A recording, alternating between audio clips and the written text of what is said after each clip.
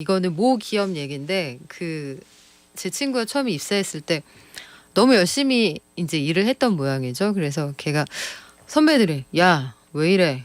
여기 삼성인 줄 알아?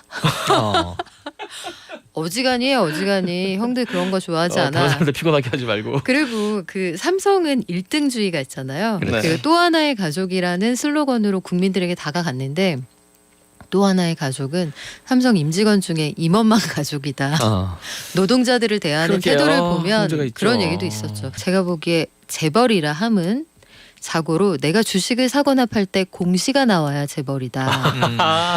아주 명확한 기준이네요. 잭디가 LG화학을 팔았어요. 예컨대. 네. 이건 정말 예예요. 이제 못 팔게 됐어요. 포 어쨌든 간에. 네.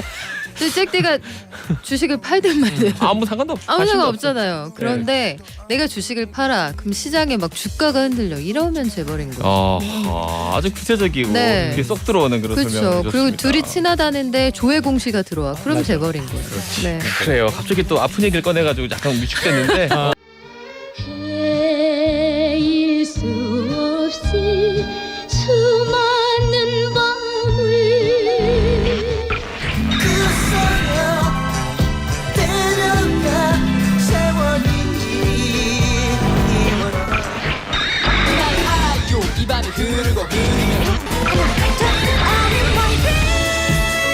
시사특공대 매주 화요일 2부 3부 1시간 동안 노래 속에 담겨있는 우리 역사 그리고 오늘날 시대상을 비추어 이야기해 봅니다.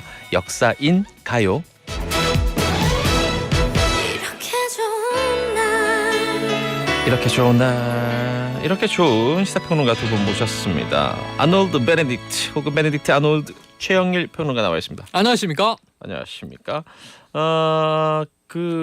아까 클럽 얘기를 했는데 네네. 그런 음악도 좋아하세요? EDM과 음악을 워낙 좋아하셔서. 너무 좋아하죠. 전자음악. 저는 근데 북유럽 스타일의 일렉트로니카가 참 좋아요. 그게 이 저음이 쿵 스웨디시 쿵, 하우스라고 쿵, 보통 아우 불리는. 최고죠. 아, 그게 왜냐하면 이제 어릴 때부터 아바를 통해서 익숙해졌다가 맞아, 전달되고 지금은 있어요. 진화된 음악. 진짜. 네. 사람들은 부정하려고 그러는데 전 분명히 80년대 이 유러피안 팝하고 연결돼 연결돼 있다고 있다고 봅니다. 봅니다. 멜로디도 분명 비슷한 부분이 맞아요, 있어요. 맞아요. 자, 박윤미 기자님 안녕하세요. 네, 안녕하세요. 박윤미 씨는 굉장히 오늘 재벌 네. 2세 같은 느낌이에요. 오늘 재벌인가요? 아니 뭐 전반적인 느낌이 상당히 뭐가 많이 돈이 많이 붙어 있지 않습니까? 되게 있어 몸에? 보이나요? 네. 오늘? 그게 아니고 이런 옷을 네. 입으면요 학교에서 벌 받아요. 왜? 재벌이 아니라 벌 받아요. 아. 재벌 받아요. 아니 하하. 오늘 저의 마음가짐은 나는 왜냐면- 잭디를 손흥민으로 만드는 케인이 돼야지 하는 와우. 마음으로 왔거든요. 난 해리 케인이 될 거야. 와우. 근데 형이 형이 1억 입으면 베일로 만들고 벌 있으니까. 받는다고. 벤치에 1억이 있어요? 왜냐면 굉장히 패셔너블한데 이게 솔기가 밖으로 터져 있잖아요. 되게 솔기. 난이야. 네. 근데 이게 제가 아까 보면서 교복 스타일인데 저렇게 솔기가 터져 있고 형, 지퍼가 붙어 솔기 있으면. 진동둘레 이런. 근데 진짜 잘 어울립니다. 전문 용어. 저요? 되게 극단적인 패션인데 되게 잘 어울려요. 잘 어울려요. 네. 극단적이지. 극단적인? 덱도 만만치 않거든요. 그래 나만 정상이에요. 오늘의 주제도 상당히 극단적인 걸로 보입니다. 네. 음악으로 한번 소개해 보죠. 세상이 왜 이래 이 노래만 들으면 우리 소크라테스 무슨 고대 그리스 설학이 오늘 주제인가 하겠지만 아닙니다. 자, 노래를 부른 나훈아는 예전에 이런 에피소드가 워낙 많긴 합니다만 맞아요.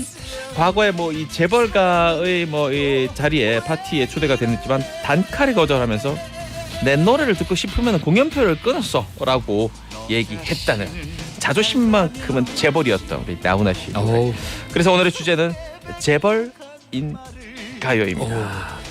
두 분 다 예상하셨겠지만 뭐 지난 주말에 아주 네. 우리 또 현대 사회에 또 큰 사건이 또 생겼습니다. 큰 족적을 남긴 네. 이 삼성그룹 2대 경영자입니다. 이건희 회장 타계 소식이 10월 25일 일요일 오전에 속보로 전해졌고요. 네. 그래서 지금 내일이 발인이죠. 오늘까지 이제 장례가 치러지고 사실은 이 고인과 유족의 네. 뜻에 따라서 조촐하게 가족장으로 치르겠다 하고 조문을 사절했는데 막을 수가 없어요. 뭐 그럼에도 불구하고 정관제계 인사들을 막을 수가 없어서 처음에 이제 이 어제 원불교식으로 입관식을 할 때 삼성의 전현직 그러니까 이제 이 회장을 모셨던 임원들을 필두로 해서 정계, 관계, 재계 조문이 계속 이어지고 있네요. 뭐 할 얘기 뭐 얘기를 늘어놓자면 2시간 내내 얘기해도 모자랄 만한 맞아요. 이 분위기도 합니다만 짧게 뭐 보시면서 들었던 생각은 저는 이 그냥 빛과 그림자로 이렇게 딱 대별이 되는데 빛은 너무나 밝고 그것은 제가 어릴 때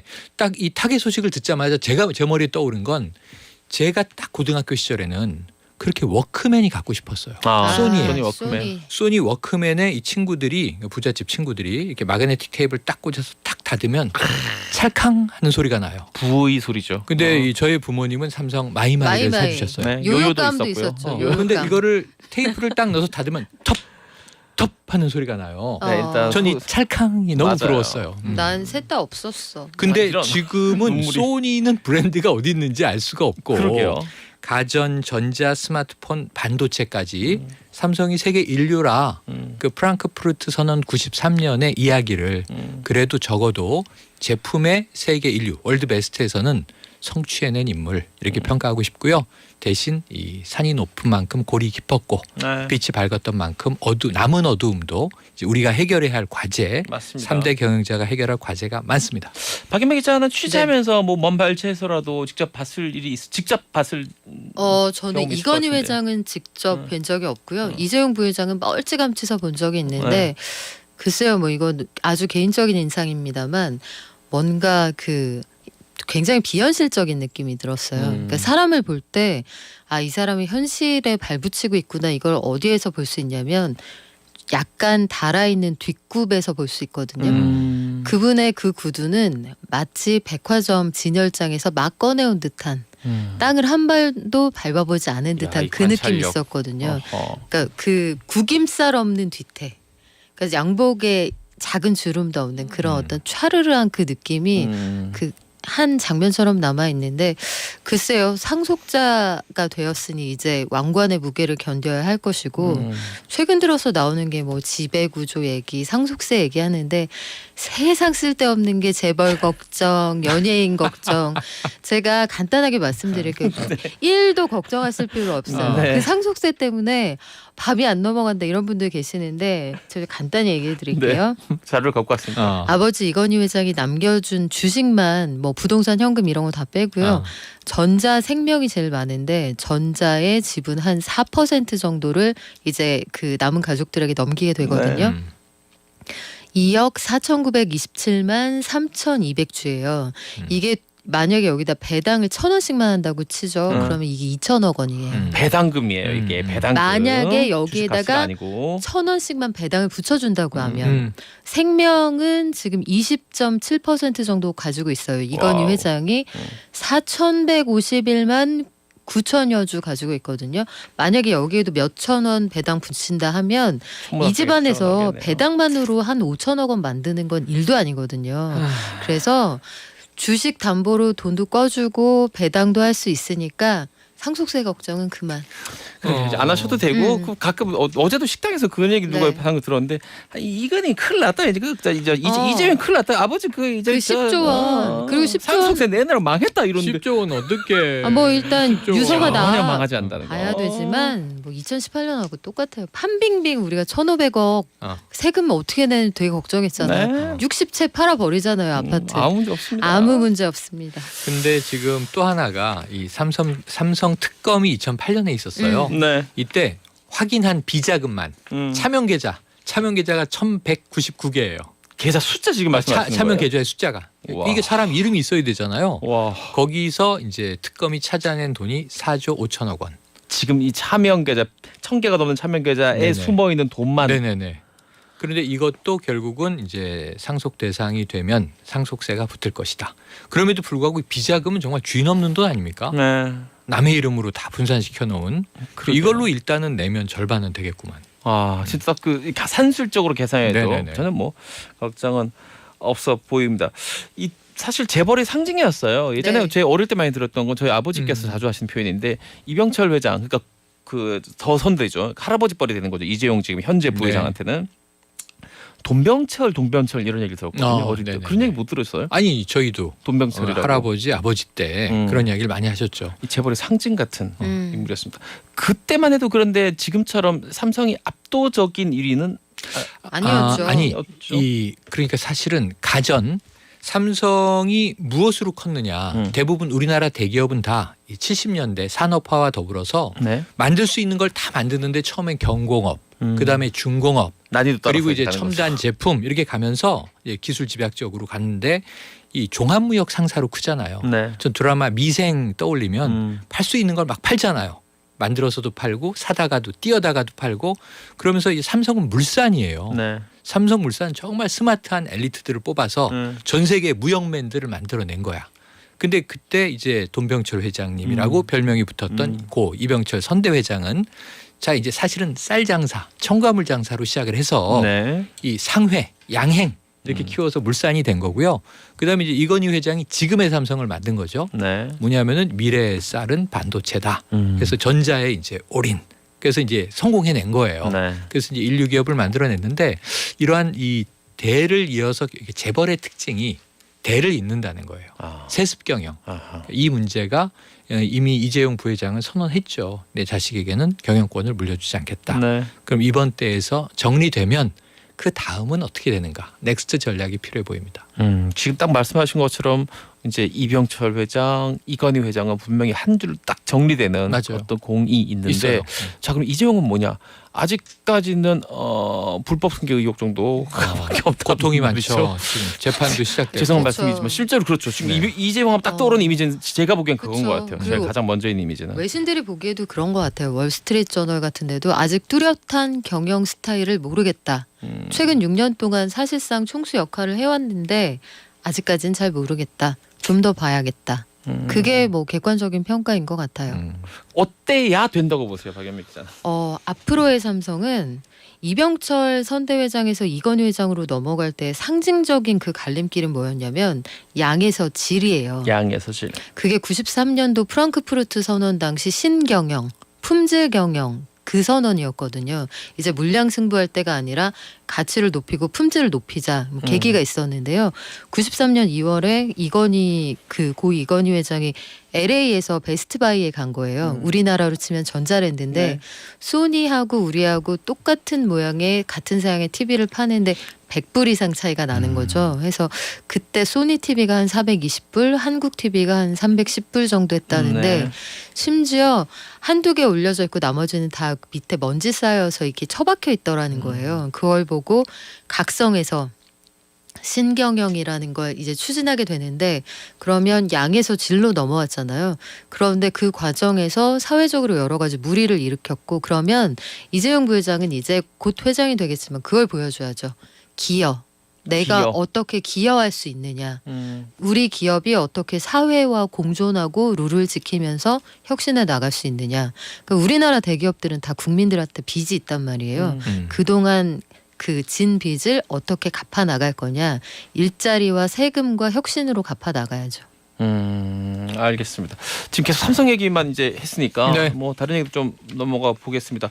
뭐 대략 소개해 준다면 우리가 이제 재벌이라고 할 수 있는 건 어느 정도가 있을까요? 아니 그 얘기를 해보시면 재벌은 우리나라 고유의 말이라서 그러게요. 지금 옥스포드 영어 사전에 재벌로 이렇게 돼 있죠. 영어로 번역할 수 없는 말이 10개를 꼽으면 자 대표적인 게 재벌, 갑질, 갑질 이거 해석이 안 됩니다. 약간 거. 그리고 또 뭐가 있냐 보면 저게 요새 놀란 게 외국인들이 한국어에 대한 트렌드가 주모가 있어. 주모. 주모? 예예. 그 우리 조선 저- 시대 때나 쓰던 네, 말이잖아요. 주막에 있는 지금도 주모. 없는데. 주모가 뭐 유행어가 됐나 봐요. 그리고 또 하나는 호미가 있어. 호미가. 아마존 영수대장간. 등에서 네. 네, 그렇게 호미가 우리나라에만은 외국인들한테. 농기구긴 하죠. 네. 그렇죠. 여기 또 뭐 애교 이거는 큐트하다 뭐 귀엽다 이게 번역이 안 되나 봐요. 애교. 애교. 그리고 오빠. OPPA. 네. 그리고 또 뭐가 있냐면 오빠도 좀 그러네. OPPA는 브라더랑 다른 애 느낌. 글로벌에서 써요. 어. 한국에서 그 오빠라는 말 쓰잖아요. 네, 네. 교회 오빠, 무슨 오빠, 여러 종류의 뭐 전국 오빠, 뭐 버라이어티 이렇게 쓰는 오브 거. 오빠가 있잖아요. 그 OPPA라고 해외 팬들도 쓰는 말이에요. 여기 이제 꼰대가 있습니다. 그런데 이거는 좀 어원을 따져보면 일본에서 온 거죠. 그러니까 원래는 프랑스어로 이 백작, 뭐 남작, 귀족, 콘테 네. 콘테. 네, 이게 좀 고루하다. 너무 귀족. 선생님 콘테와 그래서 콘테도 너무 다른데요. 재벌은 왜 생긴 말인지. 그 재벌은 원래 너무 이게 멀리 갔어요. 일본에서 온 말이라니까요. 콘테랑 같아요. 자이바츠라고. 그러니까 2차 대전 전에는 일본이 재벌 체제였어요.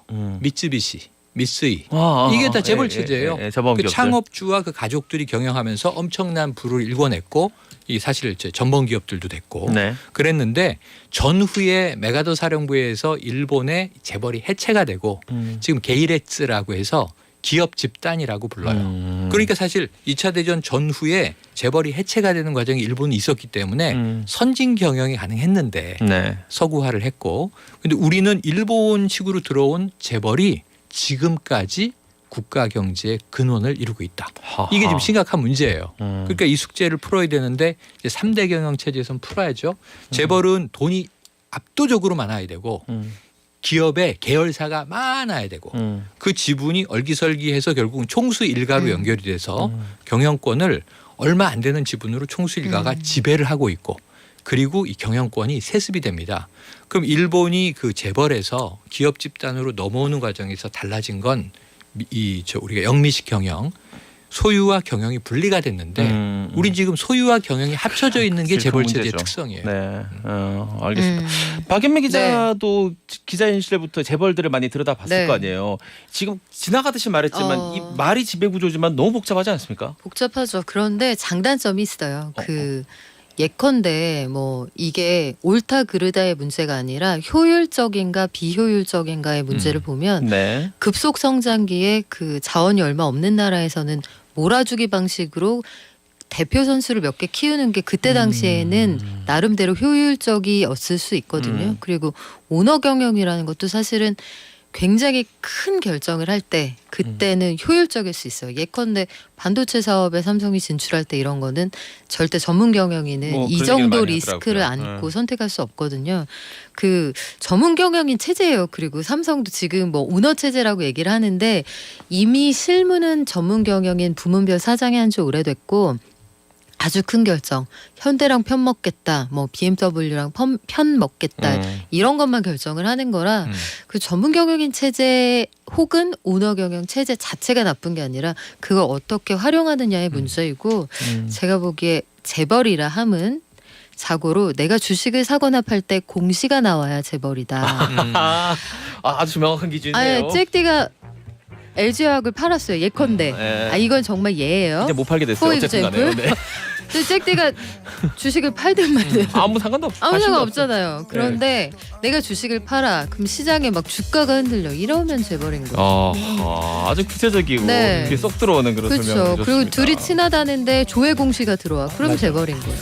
네. 그래요. 갑자기 또 아픈 얘기를 꺼내가지고 약간 위축됐는데 노래 들으면서 끝내겠습니다. 노래 흐르고 있는데 우리 와우. 최영일 평론가 추천곡인데 저의 추천곡입니다. 박신양 추천을 씨가 전. 주연했던 드라마인데 쩐의 전쟁이에요. 예. 우리나라 재벌들이 만들어지던 60년대, 70년대, 80년대 쩐의 전쟁에서 서바이버, 네. 살아남은 가족 집단이 지금의 재벌을 이루고 있습니다. 스위스로우가 부르는 심플 라이프. 샘플 라이프. 하지만 재벌들의 삶은 절대 심플하지 않죠. 네. 이 노래 들으면서요.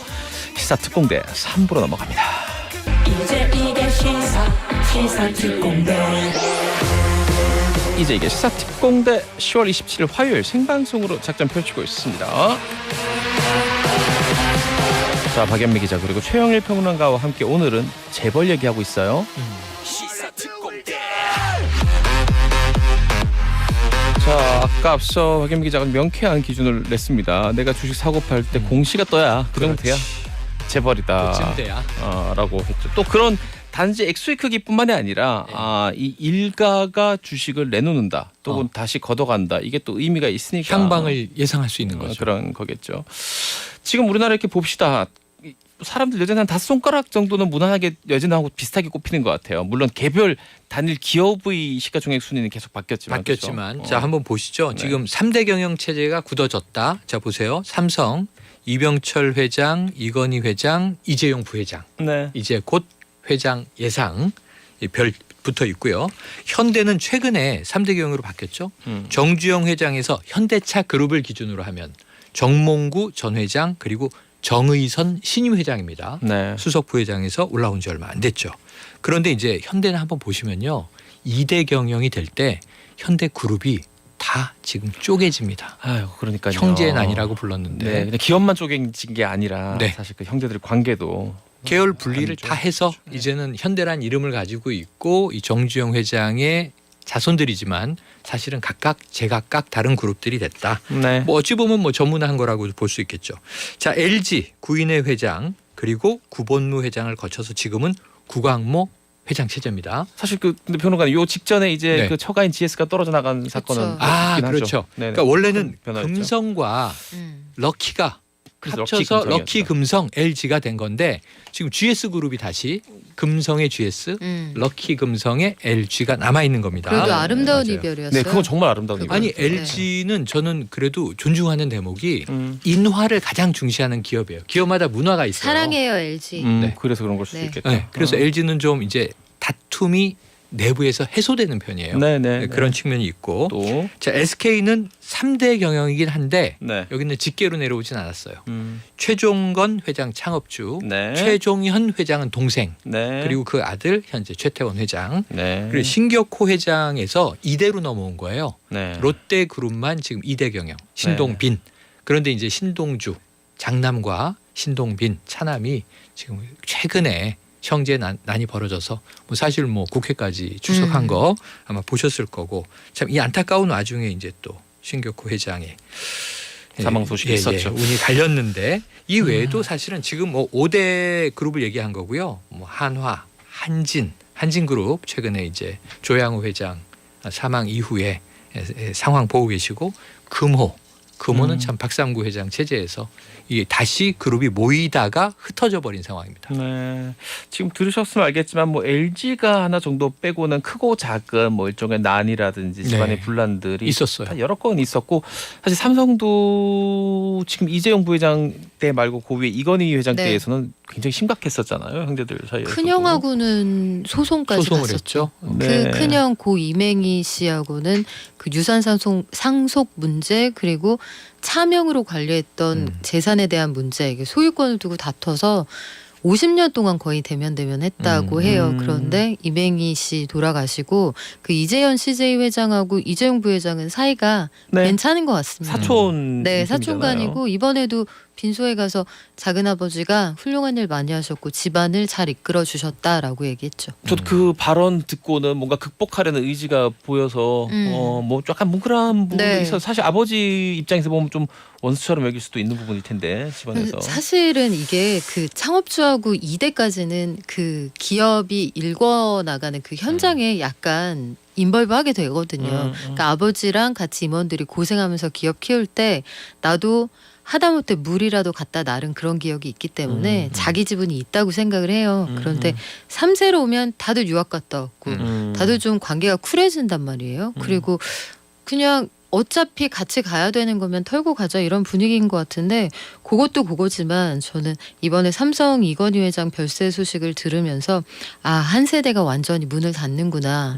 이막이 열리는구나 이런 느낌을 받게 된 게 신동빈 회장을 제외하면 이재용 부회장 68년, 정의선 회장 70년, 구광모 회장 78년, 네. 최태원 회장이 나이가 좀 많습니다. 60년인데 이재용 부회장부터 보면은 X세대 전후로 이제 그룹을 이끌어가는 총수들이 나온 거예요. 네. 아주 어린 나이로는 83년생 총수도 있더라고요. 어느 네. 그룹은. 그러면 선대 회장들이 보여준 거랑은 뭔가 좀 다르겠죠. 네. 그런데 이제 저는 이번에 이건희 회장 조문들을 쭉 보면서 네네. 자 이제 우리는 잠깐 망각하고 있는데 음. 그 계보를 알면서도 망각하고 있는데 CJ가 삼성가였네.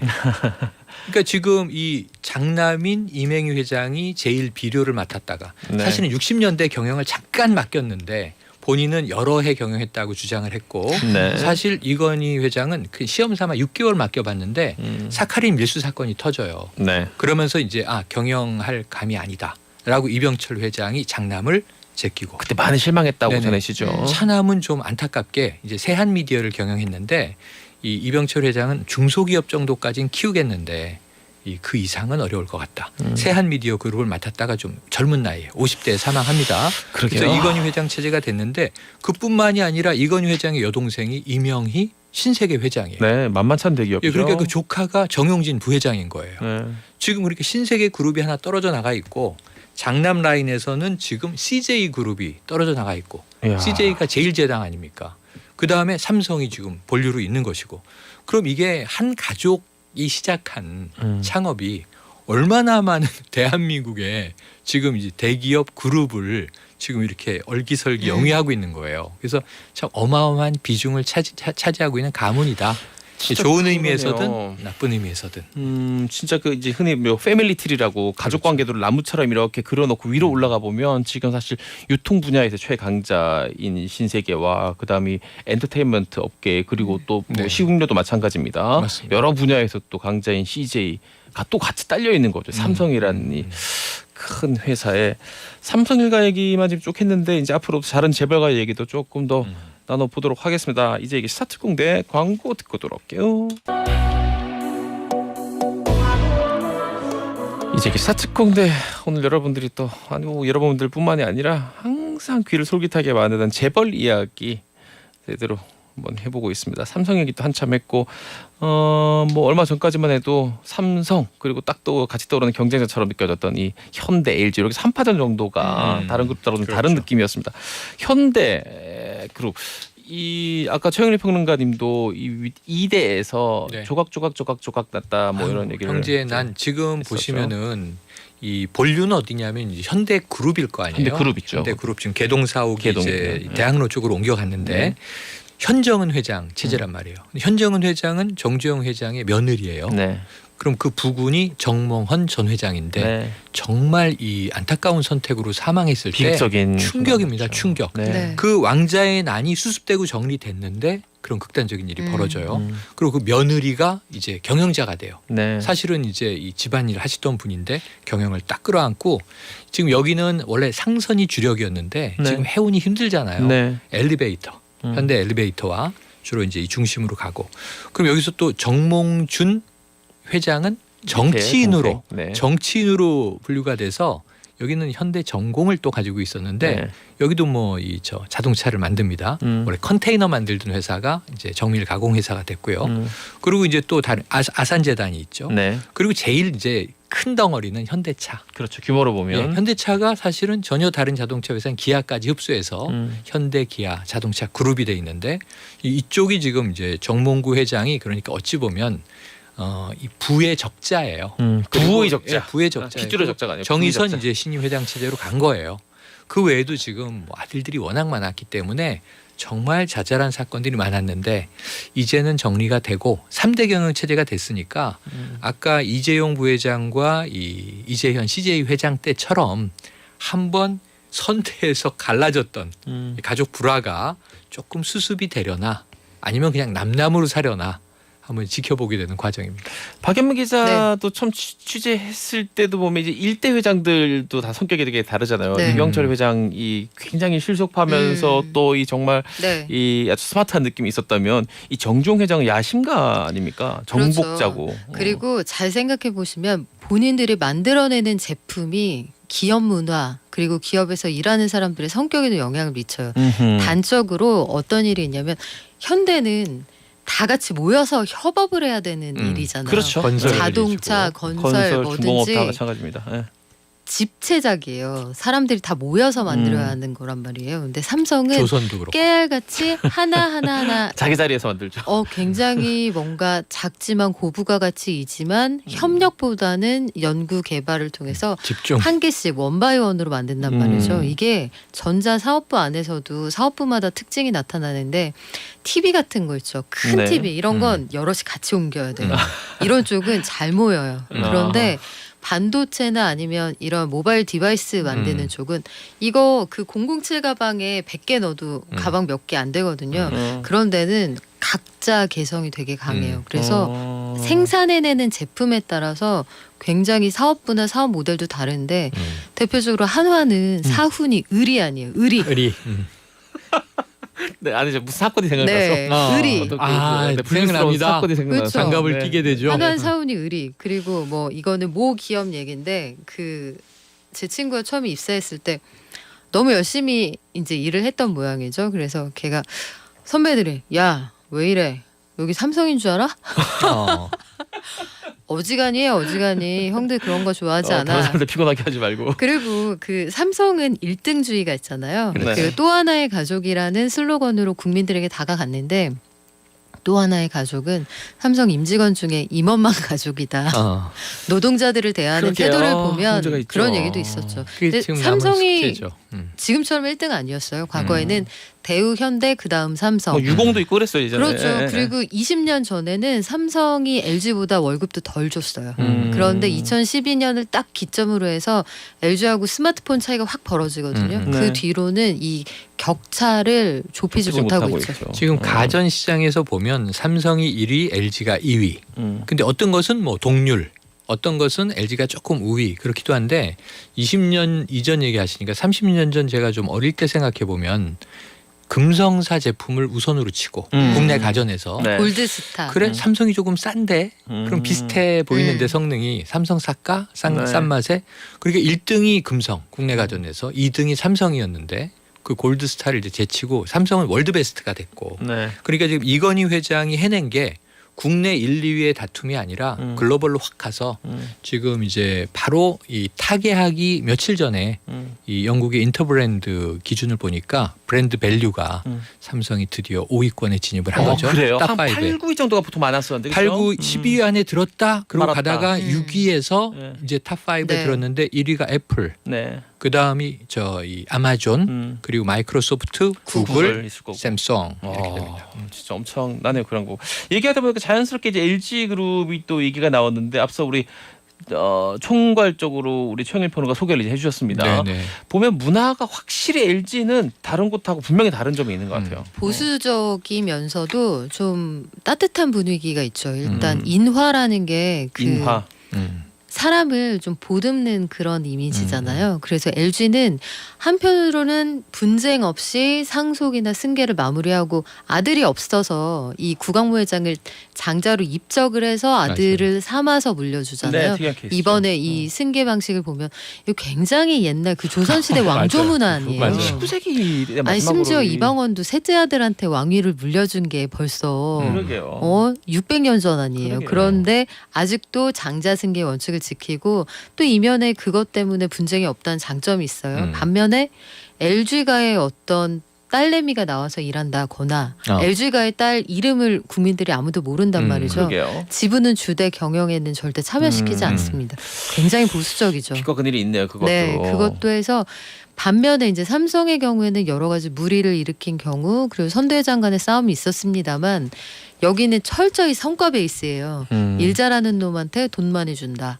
일 잘하면 밀어준다. 그래서 사실은 이건희 회장이 건강이 좀 괜찮았으면 장기적으로 이부진 대 이재용의 싸움이었을 수도 있다는 전망이 아하. 있어요. 아버지는 이부진 사장을 높이 봤거든요. 어허. 이부진 신라호텔 사장 경우에는 굉장히 파이팅이 있는 캐릭터예요. 네. 아주 단적으로 아기를 낳고 바로 다음 날부터 나가서 출근을 했거든요. 그렇게까지 안 하셔도 되잖아요. 그렇게까지 안 해도 되고 그 쉬운 일이 아니에요. 맞아요. 그러게요. 이게 회복이 되는 그 아무리 빨라도 그 시기가 있는데 그 정도로 일욕심이 있었으나 엄마의 전폭적인 지지는 그렇지. 오빠한테 있었다는 거. 네. 자, 이 LG는 뭐 노스트라다무스식 예언에 따르면 네. 이제 시간이 좀 흐르면 이제 여장부가 나타나서 여성 리더가 나오게 되죠. 드디어 그 전통 혹은 네. 악습을 왜냐하면 깨는. LG의 약자가 이게 레이디 가가거든요. 아이고 네. 오늘 자, 넘어가시죠. 무리수 너무 많이 던지시네요. 자, 넘어가시죠. 엄청난 네. 얘기를 자꾸 이제 하십니다. 자, SK 보겠습니다. SK 같은 경우는 우리나라의 현대사와 이게 아주 그 정치사와 네네. 뭐 밀접하게 붙어 있습니다. 네. 노소영 나비스 아트센터 관장과 최태현 SK그룹 회장이 지금 이혼 소송 중인데 네. 글쎄요. 이 소송 너무 오래 끄는 거 아닙니까? 일단 귀책 사유는 분명하게 최태현 SK 회장에게 있다는 건 뭐 전 국민이 다 아는 본인이 얘기고 공개를 하셨잖아요. 본인이 세계일보에다가 그것도 편지를. 왜 편지를 써서 공개했는지도 독특한 이해가 안 되게 독특한 되는 분이에요. 부분이 있었는데 뭐 당당하게 혼외자도 공개를 했고요. 해서 앞으로 어떻게 될지 모르겠습니다만 이제 자식들도 출가를 시켰고 아들은 하나 남았는데 해서 앞으로 이 이혼 소송이라는 게 재산을 무조건 반씩 갖게 돼 있지만 결혼하고 나서 재산이 엄청나게 불어났잖아요. 네, 네. 여기에는 뭐 정권 아버지가 대통령이었으니까 초기 전자와 통신 산업이 태동할 때 당시에 굉장히 득을 봤다 이런 얘기 있잖아요. 이게 어떻게 결론 날지 모르겠습니다만 자 평범한 가정의 엄마로서 보기에는 네. 참 이런 부분이 있어요. 네. 지금 그 저희 게시판을 보면 제가 네. 주어 빼고 말씀드릴게요.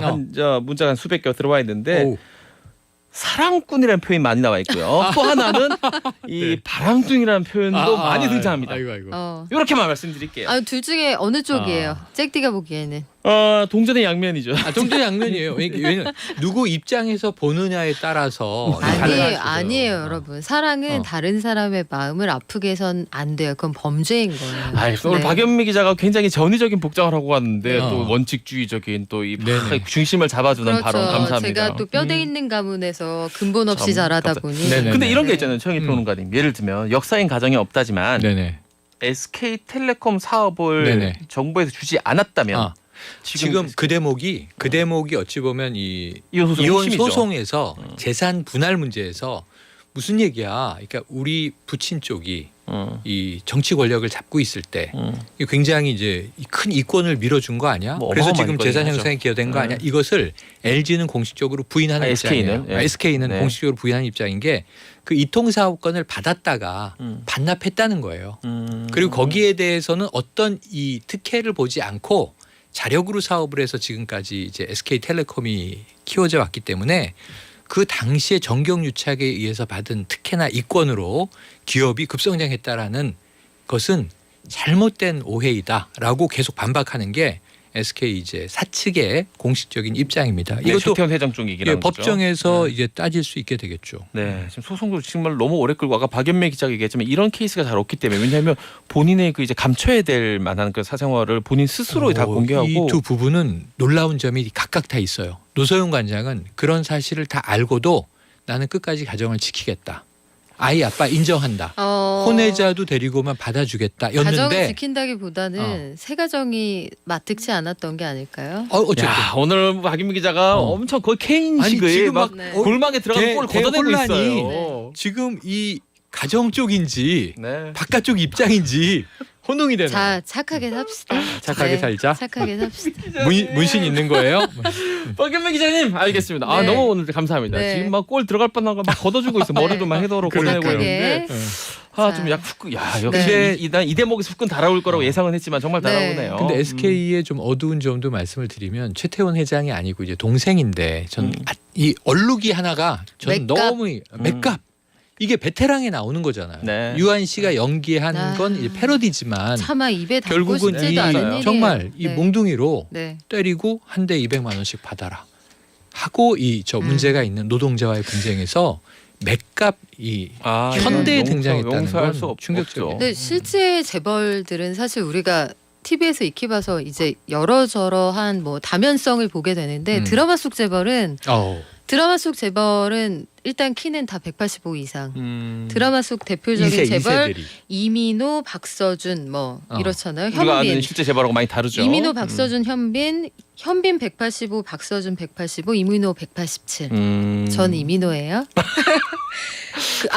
그런데 과거 재벌 있었네요. 파리의 연인에서 박신양 씨가 대략 170에서 173 네, 사이니까 나이도 차이 많이 나. 실제 배우 나이가 차이가 신양이 나니까. 형이 68년생이에요. 네, 이재용 네, 부회장하고 동갑이에요. 음. 그 신양이 형이 평균치를 약간 내립니다만 전체적으로 일단 185 이상이 되고 확실한 그리고 시기에. 돈이 되게 많지만 돈을 싫어하고 그리고 평범한 여성을 만나서 부모님의 반대에 시달리고 뭐 보통 이런 케이스인데 평범한 여성하고 재벌은 만날 수 없어요. 그래. 당최 어디 가서 조금 만나? 다르긴 하지만 네. 미국에서는 이게 재벌이 없으니까 비슷한 거 골라보니까 이 돈 꼬리올레 가문이 있어요. 돈꼬리. 예, 여기서 이제 마이클이 이 가업을 승계하게 되는데 이 알파치노는 매우 단신입니다. 오히려 미국 재벌의 이세가 전형은? 단신이다. 왜 도란프도 있잖아요.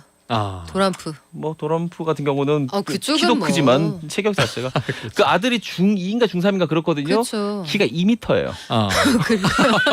그 집은 엄마들이 다 모델이에요. 아니 2m 넘어요. 네. 2m 5인가?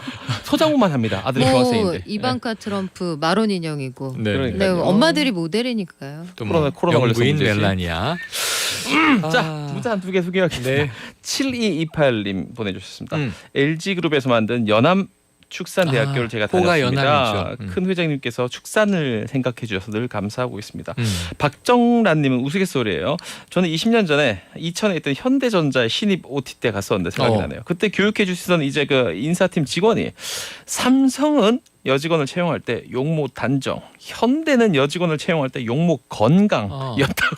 야 20년 전은 이런 얘기 요즘엔 좀 큰일 나지만 큰일 나지만 얘기입니다. 이것도 나름 당시의 기업 문화를 나름 그럴듯하게 반영한 우스갯소리네요. 저는 롯데 인사 담당자 얘기가 생각이 나네요. 뭐라고 했습니까? 20년 전 우리 회사가 월급 적게 준다고 삼성하고 비교하지 마. 우린 오래 다닐 수 있어. 와 이때 20년 전 현대전자가 걸리버 나올 때 아니에요? 오늘 진짜 걸면 재밌네요. 걸리니까 그렇죠. 걸리버지. 지금 노래 흐르고 네. 있습니다. 이 주제가 너무 아깝습니다. 아깝다. 조성모 노래 너의 곁으로 파리의 연인에서 골라봤습니다. 재벌 얘기죠. 두 분 고맙습니다. 고맙습니다. 지금까지 박연미 기자 그리고 최영일 평론가였습니다. 시사특공대 4부로 이어집니다. 기억나